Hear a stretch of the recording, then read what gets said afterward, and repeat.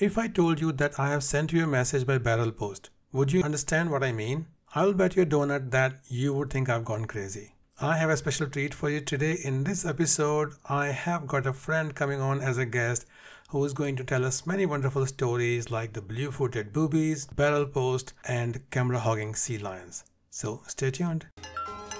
My name is Sunny and I wanted to create a podcast that would be like a campfire where you tell a story, share life experiences, sing songs, tell jokes, and come home with great vibes. That's why I created Campfire Corner. Welcome to Campfire Corner with Sunny. My friend that I'm going to introduce to you today, she doesn't need an introduction in Oxford. She is a Toastmaster and she is a distinguished Toastmaster. If you don't know that, let me tell you, it is something that you achieve with a lot of time, a lot of patience. It means that you have the people skill, communication skills, organization skills, the dedication. You are willing to work hard and put in a lot of time towards helping other clubs, helping other people, and adding a lot of value to the community. She is very soft-spoken, very kind-hearted, and it is a privilege not just to listen to her stories from her travels, but to kind of see the world, some of the world, through her eyes. Please welcome my friend Mary.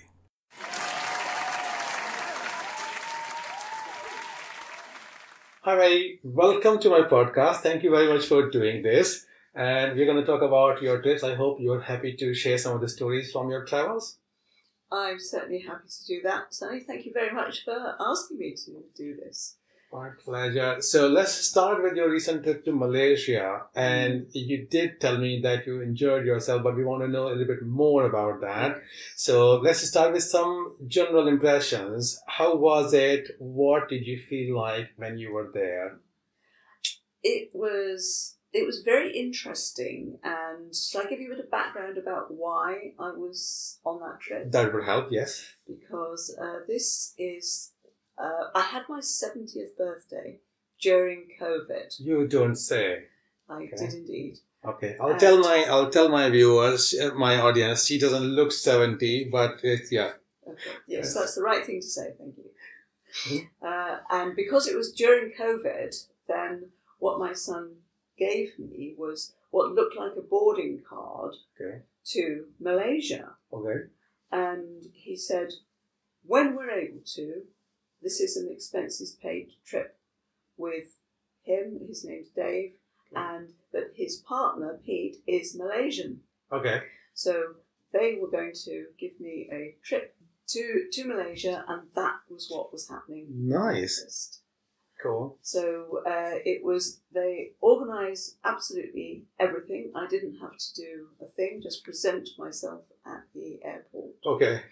Cool. So we had first of all we had a week in Kuala Lumpur. Okay. Followed by, because I said that I wanted to go to the beach because my only experience of the beach in that part of the world was a weekend I had in Thailand. Okay. And it was just wonderful. Yeah. It was beautiful beach and lovely sea swimming. It was wonderful. Yeah. And then the area that I wanted to go to was in Penang. Okay. And then to Singapore. Okay. So we had those 4 places to visit. Nice. And before I forget, I want to ask, is that how you pronounce it, Kuala Lumpur? I would call it Kuala Lumpur. That Kuala Lumpur. could be incorrect. Oh, okay. I don't know. They call it KL. Okay. I was treating you as an authority on the subject because you have been there. Okay. Maybe that's what Pete calls it, I think. Okay. Cool. Kuala Lumpur. Yeah. Because in India, I've always said Kuala Lumpur with the proper pronounced R, but then that's how Indians do it. Indians roll their R's quite a lot. Okay. And was that like a normal city, just a city culture, or was it different from, like, for example, if you had to compare that with London to Kuala Lumpur? I would say it's a completely different world. Okay. Now, bear in mind that my companions, or my tour guides, if you like to call them that, really don't do temples or museums. Okay. And so we spent quite a lot of time admiring the shopping malls, which seems to be what happens in KL. Okay. And which were absolutely amazing. Yeah. But because it was very hot and very humid, they are all air conditioned. All right. So it's the most comfortable place to be in the city. Yeah. Is in the shopping malls. Okay. All the food halls, which are down in sort of in the basement. All right. Yeah. But the number of times I was looking down a massive great mall with shops, the sort of shops that have a few things in the window and no prices. Oh my God, those are the posh ones. Yes, the posh ones, which I really, really wasn't expecting at all. Wow. But the engineering, the architecture, modern. We went to the Twin Towers that they have there, which is the iconic building that I think now identifies KL. Okay. So I'll have to find that and put a picture of that on the Instagram for my. Yes, I can find you one if you like. That would be nice. Yes. I'll have pictures. Cool. Yeah. So I do know people in India who sometimes when the heat gets a lot too much in Delhi, they go to the cinema for the air conditioning to sleep for 3 hours. So I do understand that. Okay. So the malls were bigger than our West Gate then, for example. Oh, massively bigger. Okay. And many, many more of them. So they have lots of malls. Yes. All right. Yes. Okay. And there was one particular shop that I wanted to go to have a look at some gemstones. All right.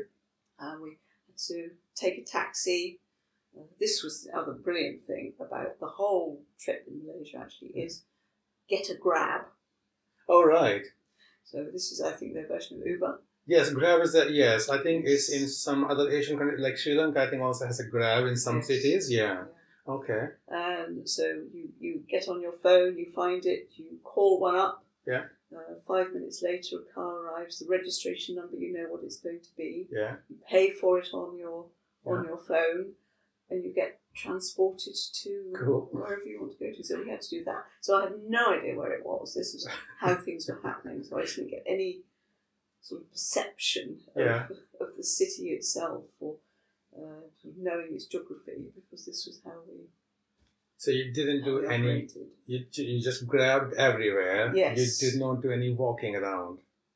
I certainly got my steps in every day. Because once you got to the mall, then you've got to walk around it. Oh, right. So the malls were the walking steps because they were so big. Yes. Wow. Okay. Nice.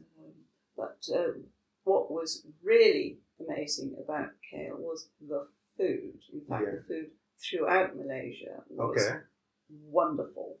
Whatever you want, it is there. Do they have a specific cuisine, or what are the options?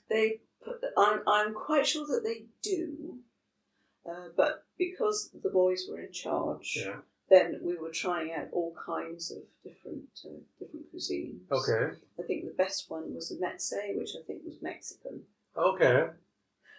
But the choices were absolutely amazing. I do like Mexican food, Yes. And you would not have observed this, but was there any vegetarian food there at all? Oh, plenty of vegetarian. Oh, right. Yes. Okay. Oh, yes. Anything you want.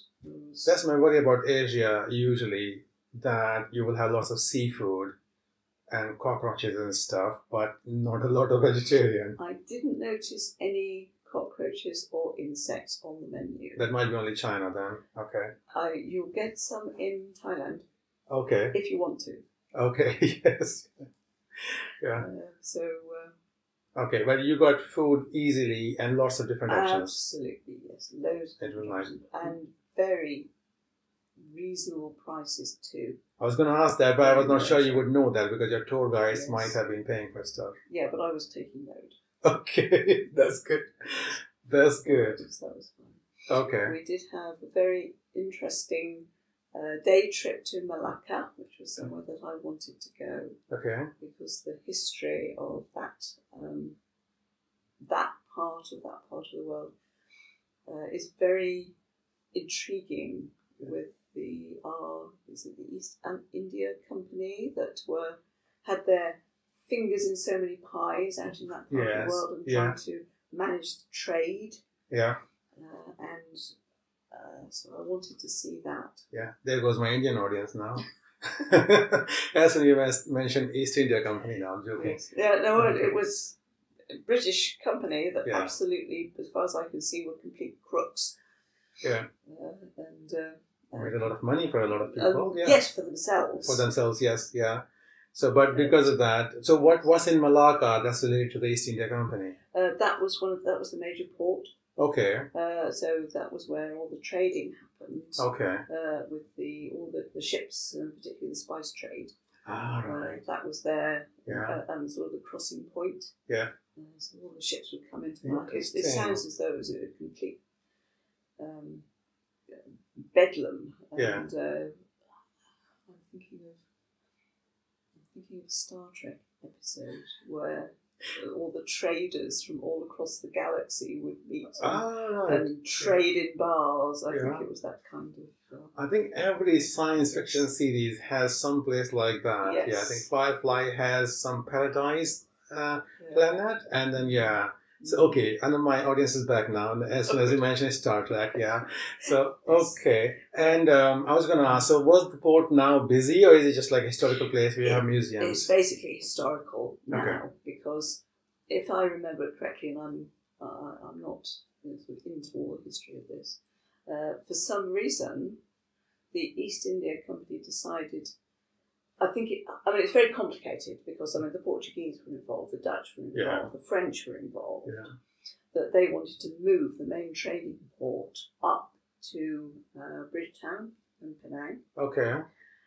So there was all sorts of shenanigans going on in order to have that centre of trade moved up, where the British had more control. Yeah. So I think Malacca fell largely out of use. And if there's any historians listening, this all could be complete rubbish. So. No historians listen to this. Don't worry. Don't worry. Yeah.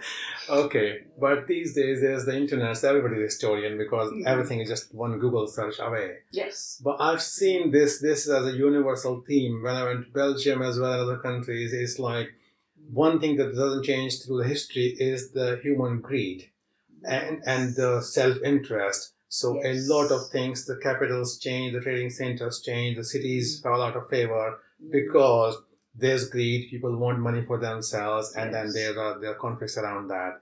Okay, so but Malacca in itself was good enough for you to sort of see the museums and see the old sites. Yes. It was a very, very interesting day trip. That's just a day trip when you came back. Yes. And then other than that, in Kuala Lumpur, in KL, in your terms, what sites did you see, and what sites would you recommend? It really just the City Museum. Okay. Which was certainly very, very interesting. Okay. Yeah, so I would go for that one. And since your tour guides were not into museums and temples, you did not go to many temples, I'm guessing. No, we didn't go to many temples. Okay, all right, yeah. How many days did you spend in Malaysia total? It was about 2 weeks in Malaysia, because then we had 4 days in Singapore. Okay, so then I'm justified in asking you this question. What did you notice about the culture and the people in the 2 weeks? How were the people? The people were delightful. Okay. Very, very gentle, very relaxed. Okay. Very easygoing. Right. Very organised, which was great. All the travelling just went like a dream. Really? So, yes. Nice. So, a real contrast to what is happening here at the moment, I have to say. In terms of speaking English in KL, I'm sure you would have found people who spoke English. Yes, I think it was pretty universal. Yeah. Given the colonial history. Yes.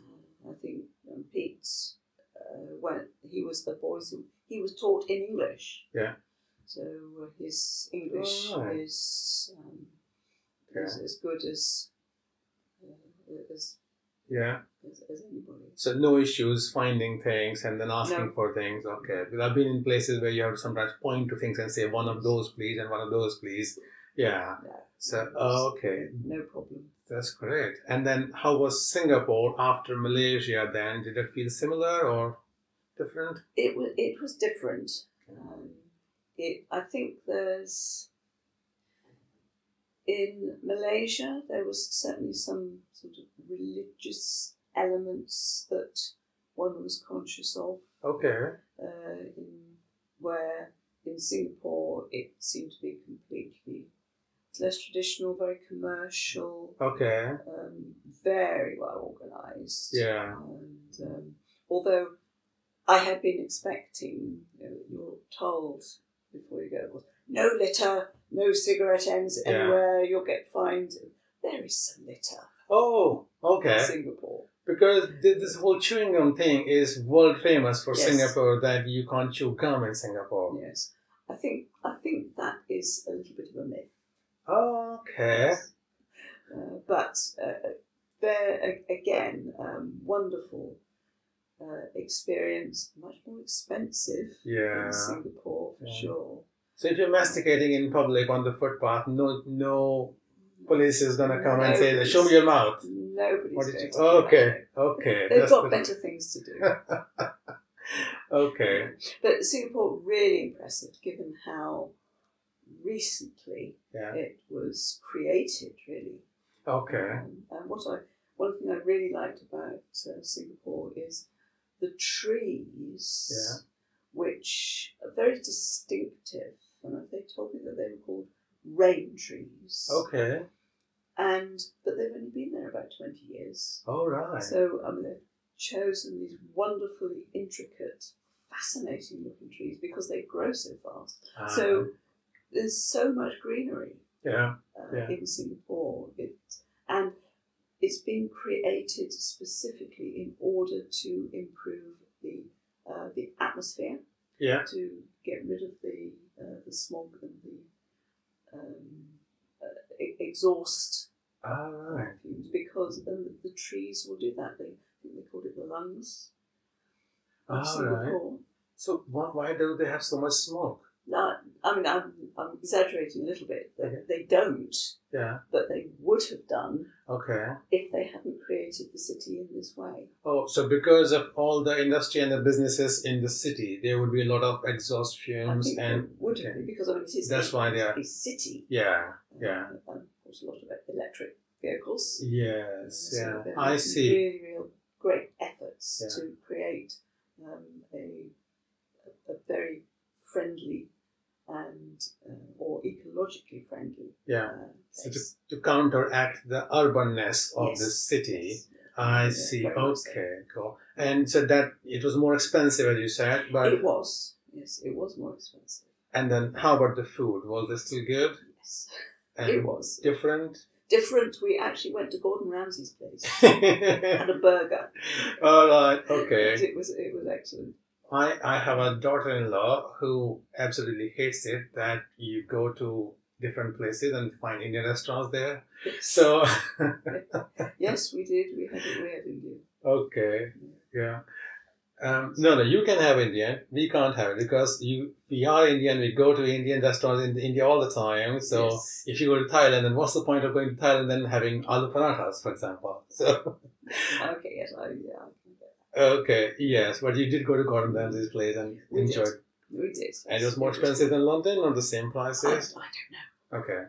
I don't know. By that point, I was trying to convert English to ringgit in Malaysia and then to Singapore dollars. And all right.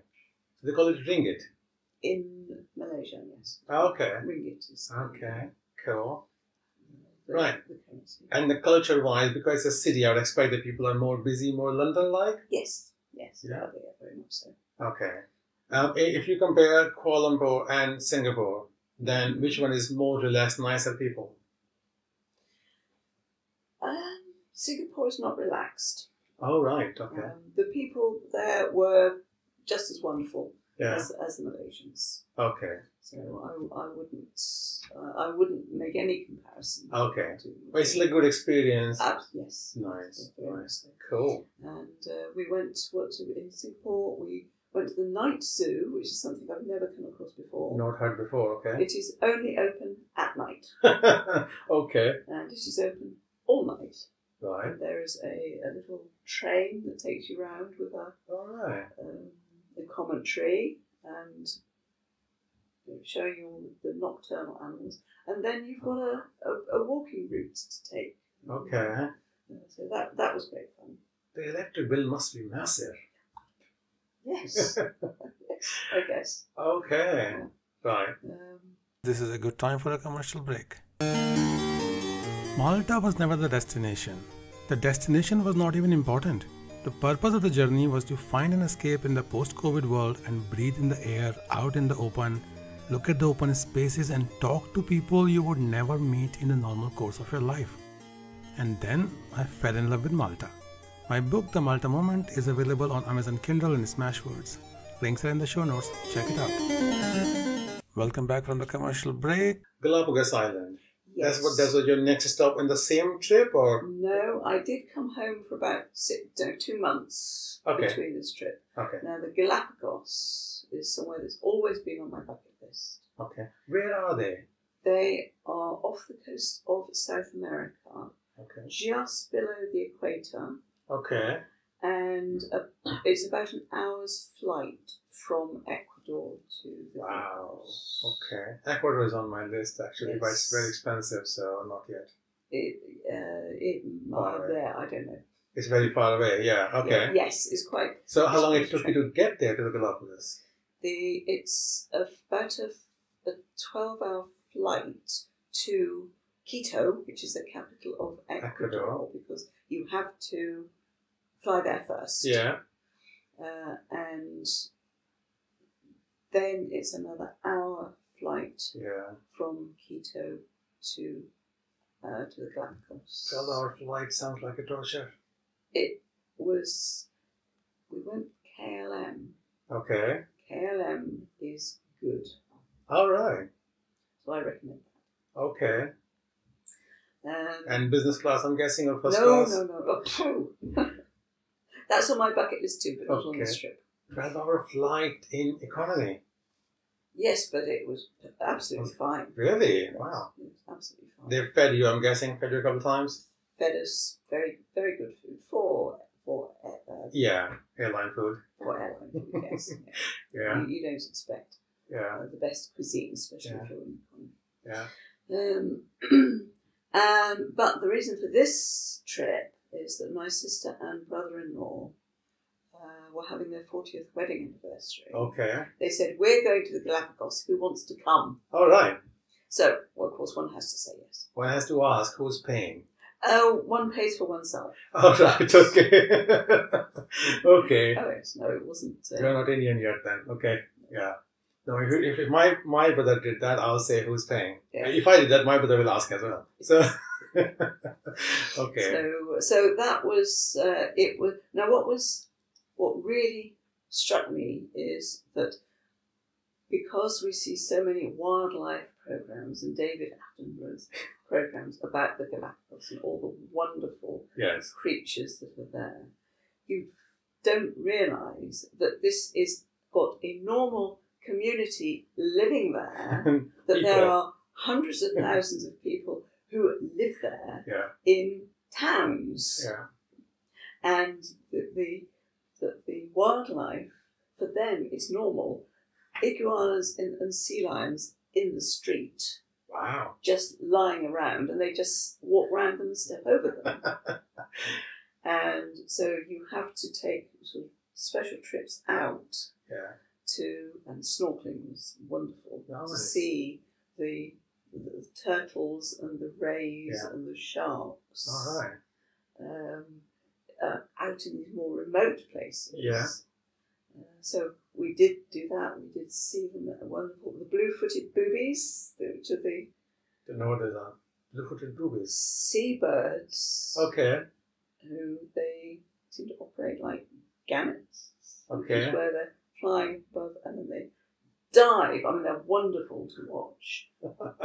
Beak first, Okay. at great speed to catch their food, but they have blue feet. I gotta see this. Okay. I will show you. Okay. Yeah. You can have a picture to go. Please. Yes.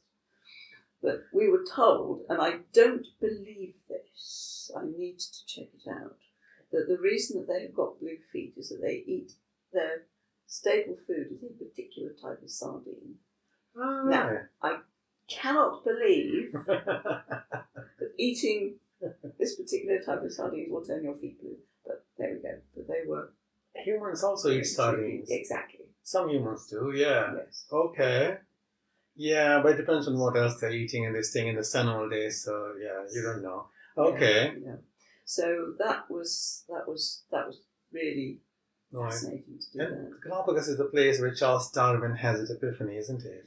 So it is said, yes. Yeah. Because I think that he found different species of the same bird or animal have evolved particular characteristics to accommodate the food supply that was on those particular islands. Yes, yeah. Okay. So that was his theory, that they had evolved. Do they have a Charles Darwin museum there? Oh, yes. Okay. I would expect that. Yes, Okay. indeed they do. But the land tortoises were just wonderful. I mean, they're huge, great things. Yeah.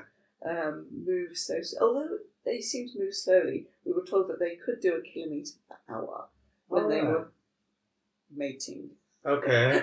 So Slow motion is sexy, that's why, yeah.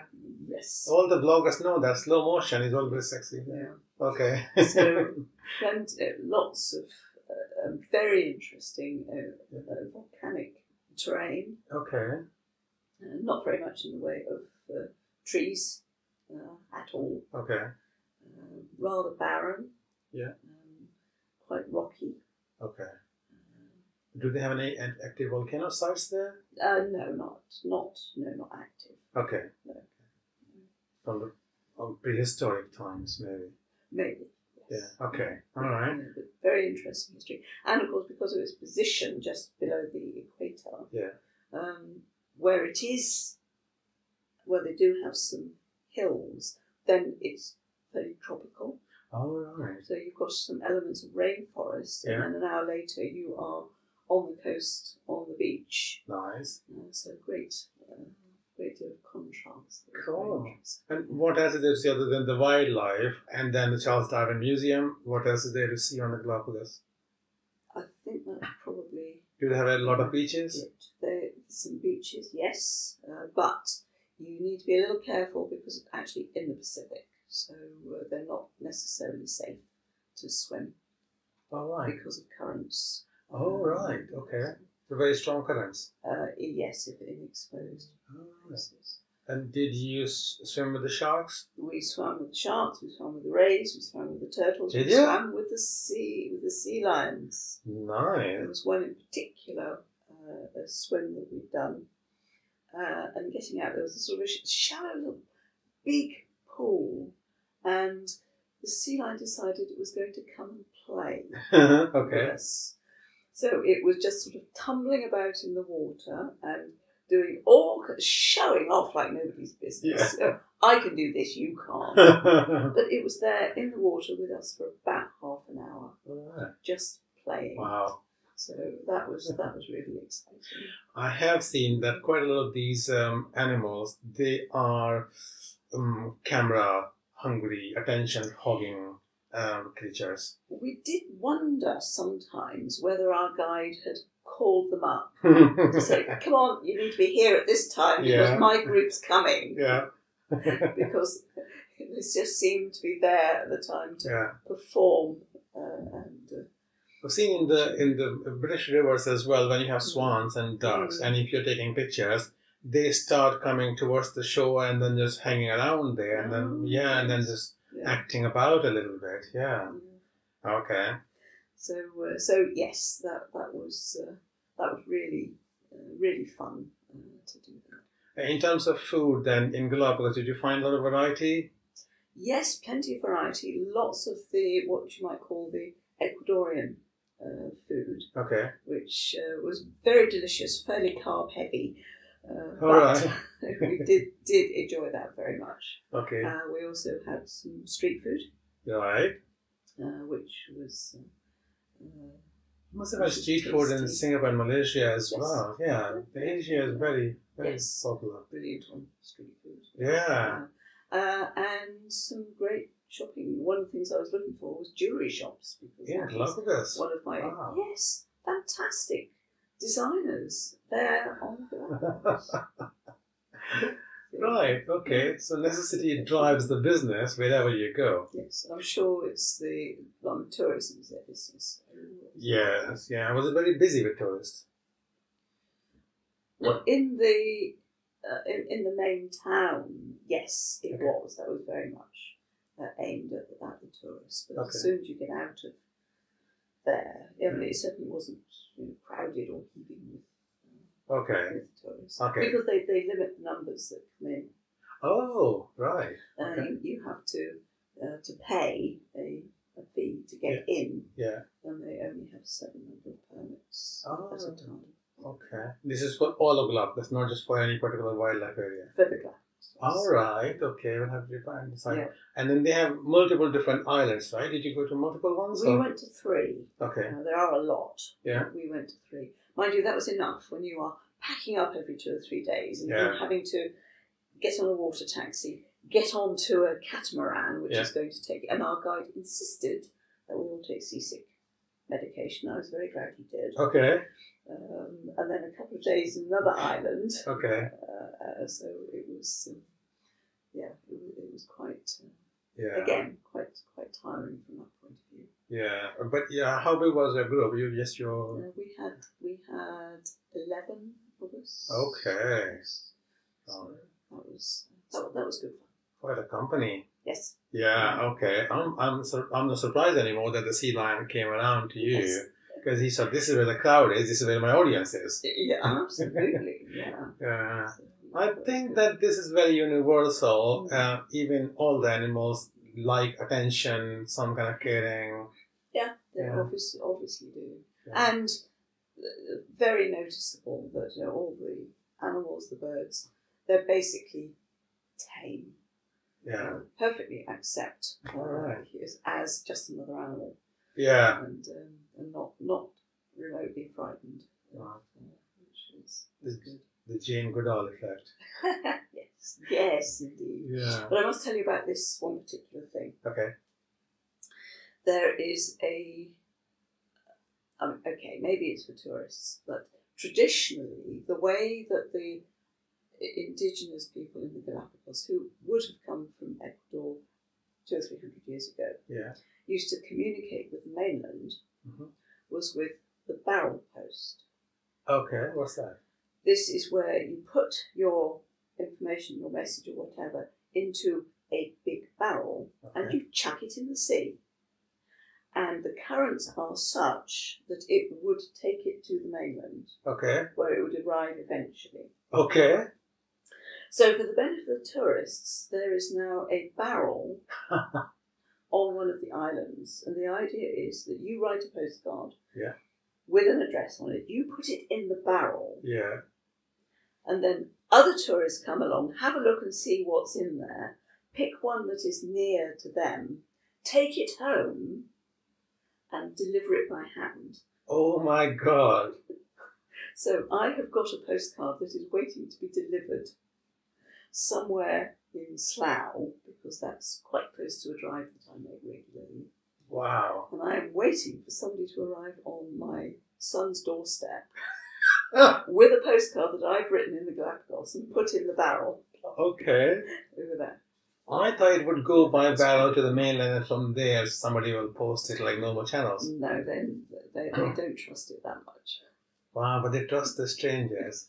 Yes. I did read this in one of the hotel rooms in, I think maybe Vienna or Bratislava somewhere, that that travel is one of the weird things because it makes us depend on the kindness of strangers. Yes. Yes. So, and it is true in so many ways, even when you're paying your way and when you're doing normal things, normal channel, Yes. it's still depending on the person next to you to be kind. Yes. The person who is next to you in the line or behind the counter Yes. to be kind. Okay, so Yes. this is like a really, really very stark example of you need to depend. Wherever I go, I do send postcards to my niece and some other friends, family members as well sometimes. Yes. So the barrel thing sounds really interesting to me. Yes. We'll see. I'll let you know if it arrives. If it does. Do please, yes. And if it comes with no, it won't come before this episode is live. But if it does, whenever it comes, I'll put that in the next episode. Whenever you tell me. Yeah, because we do compare. I mean, when we do compare as to how long it takes from different countries for the postcard to arrive. Like for example, from Rome, Vatican City, they have that little post office. It took about a month and a half to arrive from there, and then from I think it was Albania or someplace within like 5 days it arrived. So it's like very, very weird system from different countries. Okay, barrel post is another thing. So in my bucket list now. Thank you very much, Mary, for those wonderful stories. And this is gonna go live on this weekend. I'll send you a link for that. And hopefully you'll come back and then tell us more stories next time. I will be delighted to do that. Thank you very much, Sunny. Thank you, Mary. That was my friend Mary talking about her travels in Malaysia and Galapagos Island. Oh, how I wish I could talk like that. Some of the things that she was talking about were quite visual, so I have found the media for that, and I'm going to put some pictures and videos in the YouTube channel and in the Instagram channel. So make sure you check those, and if you want to see the blue-footed boobies diving for fish, oh, it's a sight. I will share a video for that. All the links for the YouTube channel and the Insta channel are in the show notes. Don't forget to check them. Thank you for listening, and I'll see you next week. Have a wonderful week. Bye-bye.